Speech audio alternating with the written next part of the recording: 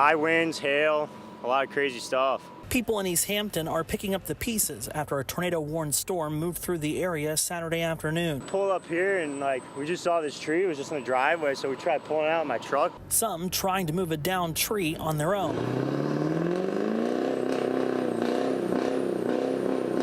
But were unsuccessful. Janina Shorey and her daughter moved to Connecticut 3 years ago and say they've never experienced anything like this before. She says the storm got so intense, they went to the storm cellar. I don't know why I'm feeling like that, but I was scared.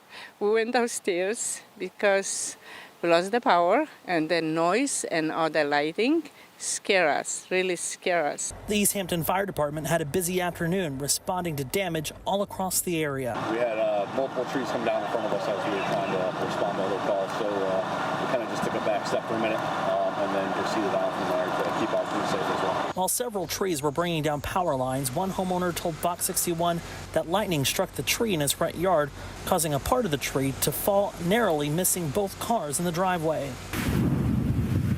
One of the hardest hit areas of town was near the Nathan family campground, where people there had to seek shelter in the rec center as the storm moved through.